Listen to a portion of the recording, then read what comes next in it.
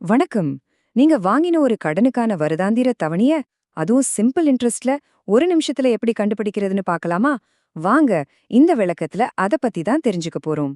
ஒரு நிமிஷத்துல வருஷ தவணைய கண்டுபிடிக்க முடியுமான்னு கேட்டா நிச்சயமா முடியும். அதுக்கு தேவையான ஃபார்முலா என்ன, அதை எப்படி கரெக்டா பயன்படுத்தணும்னு இப்ப நான் உங்களுக்கு சொல்றேன். சரி, நம்ம கிட்ட இருக்கிற கணக்கு இதுதான். 10,000 ரூபாய் கடன் வாங்கியிருக்கோம்.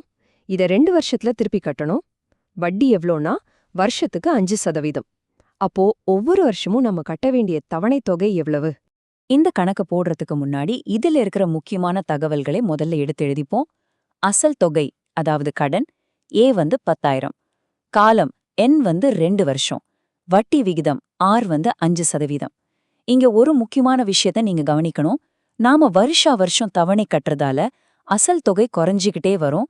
அதனால வட்டியும் மாறும். இப்போ இந்த கணக்கோட திறவுகோல்னே சொல்லலாம். அந்த வருடாந்திர தவணைய கண்டுபிடிக்கிற ஃபார்முலாவ பாருங்க. இந்த ஒரு ஃபார்முலா போதும். அசல், வட்டி, காலம் எல்லாத்தையும் வச்சு அந்த மாறக்கூடிய வட்டியும் சரி பண்ணி கரெக்டான தவணை தொகையை இது நமக்கு கொடுத்துடும். சரி, நாம எடுத்து வச்சிருந்த நம்பர்ஸ இந்த ஃபார்முலால கரெக்டா அப்ளை பண்ணலாம். ஏக்கு பதிலா 10,000, எண்ணுக்கு பதிலா 2, அப்புறம் ஆருக்கு பதிலா 5. இப்படி எல்லாத்தையும் போட்டா நம்ம கணக்கு இப்படித்தான் மாறும். இப்ப இத சுருக்குவோம். ஃபார்முலாவுல மேல 10,000 100ஆல பெருக்கினா நமக்கு 10 லட்சம் கிடைக்கும். கீழே 100 2ஆல பெருக்கினா 200 வரும்.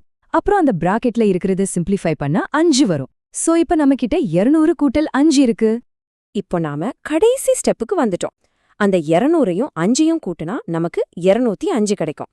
10 லட்சத்தை இந்த 205ஆல வகுத்தா நமக்கான வருடாந்திர தவணை தொகை என்னன்னு தெரிஞ்சிடும். அவ்வளவுதான், விட கிடைச்சிருச்சு. கிட்டத்தட்ட 4,878.05 ரூபா. அதாவது அந்த 10,000 ரூபாய் கடனை 5% வட்டியோட 2 வருஷத்துல அடைக்க நீங்க ஒவ்வொரு வருஷமும் இந்த தொகையை கட்டணும். இப்போ இந்த பவர்ஃபுல்லான ஃபார்முலா உங்க கையில இருக்கு.